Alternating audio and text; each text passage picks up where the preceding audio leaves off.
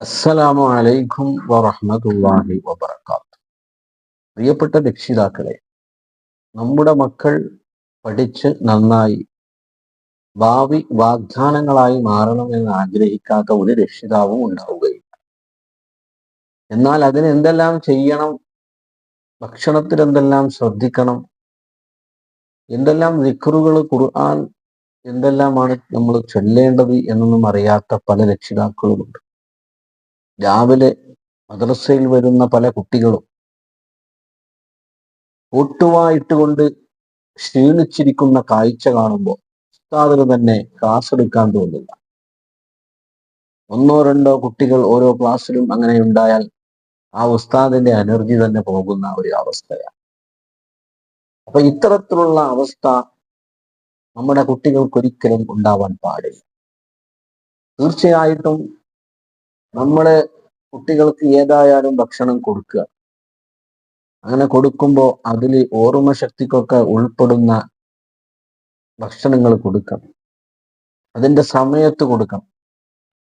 അങ്ങനെ കൊടുക്കാൻ പറ്റിയ ഒരു 4 ഭക്ഷണം നിങ്ങൾക്ക് പറഞ്ഞു തരാം. അതിലൊന്നാമത്തത് ഖുർആനിൽ പറഞ്ഞ തേൻ തന്നെയാണ്. തേന് 2 വിധമുണ്ട്, വലിയ തേനും ചെറിയ തേൻ.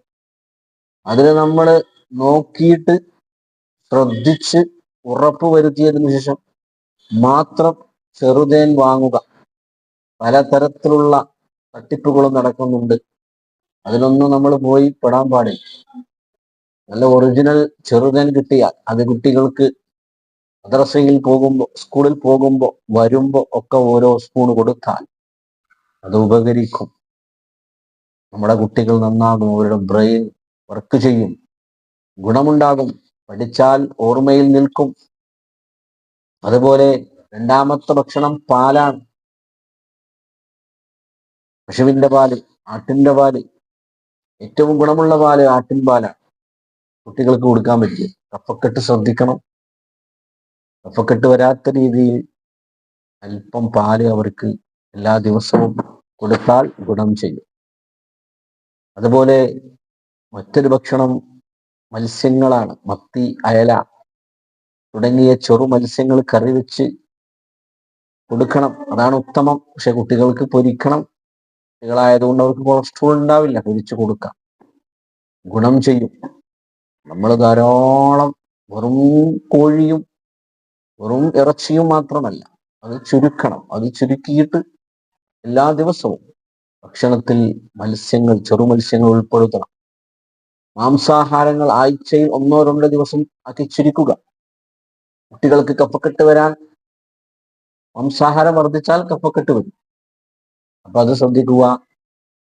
മത്സ്യങ്ങൾ ധാരാളം ഉൾപ്പെടുത്തുക. അത് കുട്ടികളുടെ ഓർമ്മ ശക്തിക്ക് ഗുണം ചെയ്യും. മറ്റ് പ്രധാനപ്പെട്ട ഒരു ഭക്ഷണമാണ് ചെറുപയർ. നമ്മളത്ര ശ്രദ്ധിക്കാറില്ല. ചെറുപയർ നല്ല ഗുണം ചെയ്യുന്ന ഒരു ഭക്ഷണമാണ്. അത് കുട്ടികൾ എങ്ങനെയാണ് കഴിക്കുക? ചെറുപയർ കൊണ്ട് പലഹാരങ്ങൾ ഉണ്ടാക്കാൻ കഴിയുമെങ്കിൽ അത് ഉണ്ടാക്കി കൊടുക്കുക. പേര് വെച്ച് കൊടുക്കുക, കറി വെച്ച് കൊടുക്കുക. അങ്ങനെ കുട്ടികൾക്ക് അത് ഭക്ഷിപ്പിക്കുക. ഈ 4 ഭക്ഷണങ്ങൾ, ഒന്നാമത്തത് ചെറുതേൻ, രണ്ടാമത്തത് പാല്, മൂന്നാമത്തത് മത്സ്യങ്ങൾ, ചെറു മത്സ്യങ്ങൾ, നാലാമത്തത് ചെറുപയർ. ഈ 4 ഭക്ഷണങ്ങൾ നമ്മൾ ഉൾപ്പെടുത്തുക. ഭക്ഷണത്തിൽ എപ്പോഴും കുട്ടികൾക്ക് കൊടുക്കാൻ ശ്രമിക്കുക. അതുപോലെ കുട്ടികൾ സ്കൂളിലേക്കും മദ്രസയിലും ഒക്കെ പോകുമ്പോൾ അലം നശ്റഹിലക സദറക എന്ന് പറയുന്ന സൂറത്ത് ഓതിയിട്ട് 3 വട്ടം ഓതിയിട്ട് തലയിലൊക്കെ ഒന്ന് മന്ത്രിക്കുക. അവർക്ക് ആ വെള്ളം ഊതിയിട്ട് മാതാപിതാക്കളായ നിങ്ങൾ അത് ഊതി കൊടുക്കുക. ഇനി അത് അവർ നിങ്ങൾക്ക് ഊതാൻ പറ്റാത്ത സന്ദർഭമാണെങ്കിൽ കുട്ടികളെ കൊണ്ട് ചെല്ലിപ്പിച്ച് ഊതിയിട്ട് കൊടുക്കുക.